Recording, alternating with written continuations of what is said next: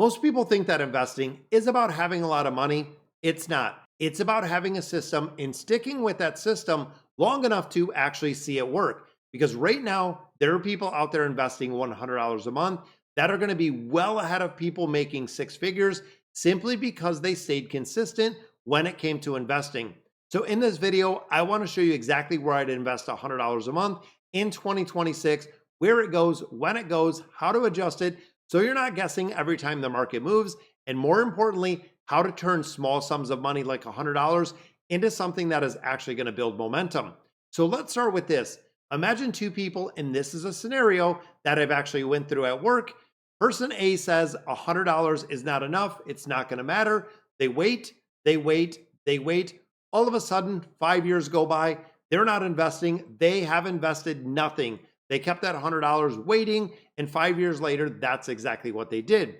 Now, person B invests every single month, $100, no excuses, no timing the market, no overthinking. 5 years later, they don't just have money invested, they have a system, they have discipline, they have already started creating momentum within that portfolio. And this is the difference that most people don't understand. And honestly, most people underestimate it. It's about building the system. It is about building the consistency, even if it is with small dollar amounts. It is about getting started and getting those systems in place.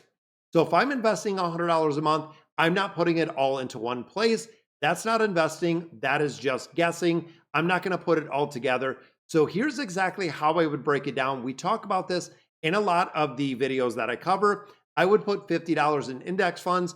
This is going to be the foundation, could be the VOO, could be the VTI, even looking at the SPMO, depending on your risk tolerance. I would put $20 into growth investments. We're looking at like a QQQ, the VGT, a lot of different growth ETFs out there. And of course, if you wanted to get very specific or a little bit more risk, you could look at something like the SMH, the Van Eck Semiconductor Fund. And then I'd put another 20 of this probably in dividend paying stocks. Something like the SCHD is one that I know is a fan favorite. Majority of people love that. And then the last $10, I would actually keep it in cash, waiting for an opportunity. Now, of course, simple, repeatable, no emotion involved, very, very easy. So let's break it down. Now, the first $50 going into the index fund, this is the foundation. This is where consistency will win every single time. You're not trying to beat the market. When we look at the S&P 500 yielding about that 10 to 12%, you're buying the market in the entirety. S&P funds, the total market funds, very broad exposure, because here's the truth. Most people that try to outsmart the market, including all of the financial advisors that people paid for, usually lose it. They chase hot stocks, they react to headlines, they buy high, they sell low, which is exactly what we see. It's kind of crazy. When you think of shopping, and I always use this analogy, when you go to a store and you see something, let's say 20% off, it feels good. You're getting a deal. It is the exact opposite that is tied to investing when it comes to a portfolio. So if you're looking at an ETF like the VOO that is now down 20% in the year, it is a perfect time to buy. It is not the time to sit on the sidelines. That's why we're saving that $10 that is going to be accumulating month to month, because we want money on the sideline where if we see a 5, 10, 15, even 20% dip in the market, you have the ability to go ahead and purchase more shares and deploy the capital that we have set aside. Because this is really the part of the portfolio that is going to protect you from yourself. It is going to grow over time. It's going to compound quietly, and it's going to remove the decision fatigue that we really see. Now, the next part of this portfolio would be the dividends. Now we're starting to build income.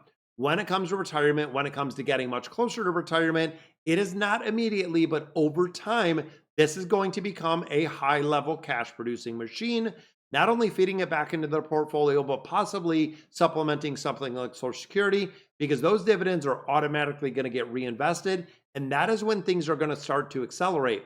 Now, when it comes to smaller sums of money, you're not going to feel it right away. It might take a lot of time if you just stick with that $100, but there is going to be a point in time when that balance actually grows. Most people really ignore when it comes to the dividends or when it comes to something like the SCHD. To me, that's a mistake, because the earlier you start building those income streams, the more powerful those income streams are going to become later. Then we get into the $20 into the growth investment. This is going to be the upside. This is going to be the controlled risk. not reckless, not putting it into crypto, not getting into the get rich quick schemes. This is looking at controlled investing in companies. These, of course, could be individual companies if that's the way you want to go. Sector ETFs, that could also look again, something like the SMH, the Van Eck Semiconductor Fund, could be emerging trends, could be something a little more on or a little less on the risky side, like a QQQM that we know. And the intention here is not to make the market or really match the market. It is looking to beat the market. So we have that foundation, that 50% that is in there with something like the S&P 500. We have another 20% that is going to beat out the market. Not going to be the entire portfolio. It is going to be the 20% because, of course, if this part pulls back, it is going to pull back much harder than we see on the foundation. And this is the part where your foundation is going to stay intact, but you have some deployed that is going to be a much, much higher return than we're seeing in that S&P 500. And finally, $10 into cash is going to be the opportunity. A lot of people skip this in its entirety, and it is honestly one of the biggest mistakes you can make because if the market drops, and trust me, 100% of the time, there's going to be a point it will drop. You need to, and really having the ability to act is always, and really if you're always fully invested, you're reacting, never taking advantage of a market dip. This is where the $10 is going to build optionality, and optionality can create opportunity when it comes to investing. Now, step number 2, let's talk about the timing. When we start looking at investing, this is where a lot of people get stuck. They overthink investing. They try to predict the market. They're looking for the perfect time. And that is where people are waiting, sitting on the sidelines. And guess what? Nothing is compounded. So here's the rule. You invest every single month, no exceptions, same day, same amount, all the time. Me personally, I do this through dollar cost averaging, just like this. Same day, I do it on Monday, same amount, $1,000 every Monday, meaning that I am investing in my portfolio $4,000 a month. If the market's up, if the market's down, if it's all red, 20, 30, 50%, I am still buying on the same day. I am still buying on the same amount. You could put $25 in here every single week, $100 over the course of the month, and it is called consistency. Consistency will always beat timing the market in the entirety. Now, waiting for the perfect entry point has costed people more money than any crash in history ever has. The market doesn't wait, and it doesn't care and wait for you to feel comfortable. So instead of trying to be right, try to be and focus on the consistency when it comes to investing. So exactly on step number 3, what happens when people don't follow a system? And that's exactly what we're trying to build here. So let's talk about what actually happens, because this is where a majority of people usually fall apart. They start investing, the market drops 10%, they panic looking at the balance, they stop investing and they sell. Then, of course, the market recovers. They feel safe again, they buy back, they repeat this cycle over and over and over, and it absolutely crushes and destroys your returns because you're selling when things are low, you're buying when the things are high. Now let's compare this to someone who actually follows the system.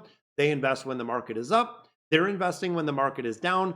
They don't react, they execute. One person is built on emotions. The other person is built on discipline. And over time, discipline is going to win every single time when it comes to investing. Now, of course, what do you do when the market moves? That's where we get tactical, because the market is going to move, and how you respond to the market really does make a big difference. If the market drops by 10% or more, you don't panic, you don't stop, you lean in with that extra money we set aside, and if possible, increase that contribution. Even if it's an extra 10 bucks, an extra 20 bucks, being able to buy during market downturns is going to really determine long-term investors and really outsizing the gains we can see, because you're buying it at a discounted rate. You're buying the assets when they're going on sale.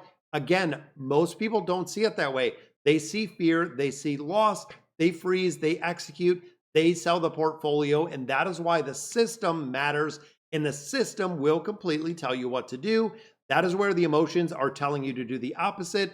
That is where you're wrong, because of course, if the market is running up too fast, you're not chasing it, you're not suddenly doubling your risk, you're staying very consistent, and if you need to rebalance once a year, you definitely can. Could mean trimming some of the winners and reinforcing some of that core position. Now, of course, the reality that most people want and they do avoid, let's be honest, $100 a month is not going to make you rich overnight. That's not what it is, and that's not what we're focusing on. It is about building the investment habit that eventually scales, because a person that can invest $100 a month gets to the point of investing $500 a month, gets to the investing of $1,000 a month, gets to the point of investing $4,000 a month. And that's exactly where we get. Because, of course, if you have a person that cannot consistently invest the $100, it is going to absolutely fail at higher levels every single time. So, over time, what is it going to look like when we bring it together? Year one, you're building the habit, you're learning the system, you're removing the emotion in there. Year three, you've already built your consistency. You've seen the market's ups and downs. You haven't stopped. You're building it and putting that $100 in every single month. By year five, you have something that most people never see. That is momentum with investing. Your investment's growing. Your system has been automated. Your confidence is completely different because, of course, you are investing, and that is the behavior we want to lock in. So if you take anything out of this video, guys, it is this. Stop waiting, stop overthinking, start building the system to actually start following, because building wealth is not going to be built in just one moment. It is built in very small, consistent actions repeated over an extended amount of time. So if you're ready to take the next step, I have a link down below for M1 Finance. Make sure you hop in there. And of course, if you haven't subscribed to the channel, go ahead and subscribe. Give the video a like so it gets it out there, and share it to anyone that needs the information. And let me know in the comments what you guys think, and I'll catch you in the next one.